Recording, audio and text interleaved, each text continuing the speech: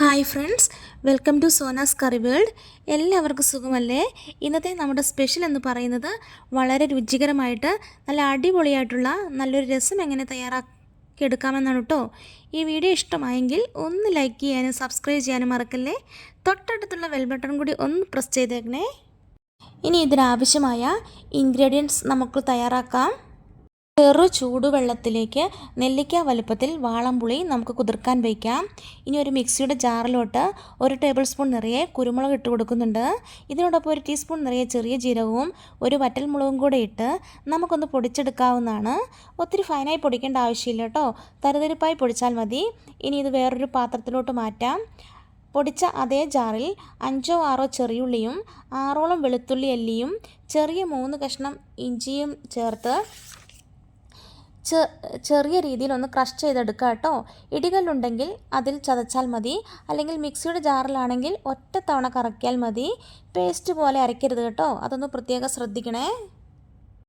ഇനി പെട്ടെന്ന് തന്നെ രസം തയ്യാറാക്കി തുടങ്ങാം. അതിനായി ഞാനിപ്പോൾ ഒരു ചട്ടി അടുപ്പത്ത് വയ്ക്കുന്നുണ്ട്. അത് ചൂടായി വരുമ്പോൾ അതിലോട്ട് 2 ടേബിൾ സ്പൂൺ അളവിൽ വെളിച്ചെണ്ണ ചേർക്കുന്നുണ്ട്. എണ്ണ ചൂടാകുമ്പോൾ 1/2 ടീസ്പൂൺ കടുകും 1/4 ടീസ്പൂൺ ഉലുവയും ചേർത്ത് കൊടുക്കാം.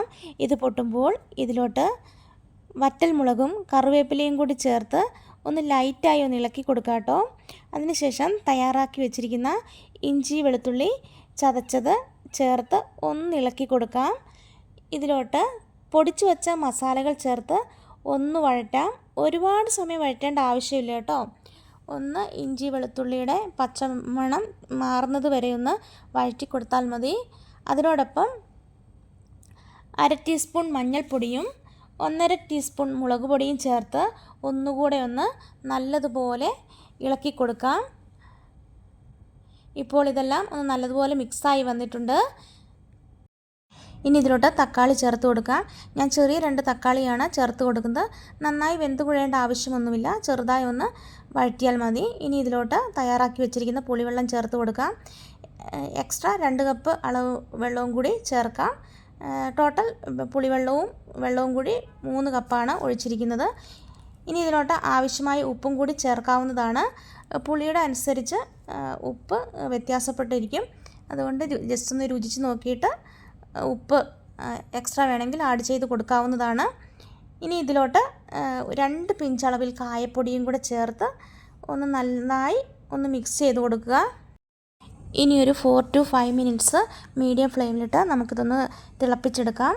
ഒരുപാട് തിളയ്ക്കേണ്ട ആവശ്യമില്ല കേട്ടോ, ജസ്റ്റ് ഒന്ന് തിളച്ചാൽ മതി. അതിനുശേഷം ഫ്ലെയിം ഓഫ് ചെയ്ത് നമുക്ക് മല്ലിയില ചേർത്ത് കൊടുക്കാം. മല്ലിയില ഉപയോഗിക്കുന്നത് നല്ലതാണ്, കറിക്ക് നല്ലൊരു ഫ്ലേവർ കിട്ടും. ഇനി ഒരു 5 to 10 മിനിറ്റ്സ് അടച്ചു വെച്ചതിന് ശേഷം നമുക്ക് സെർവ് ചെയ്യാവുന്നതാണ്. വളരെ രുചികരമായിട്ടുള്ള രസമാണ്.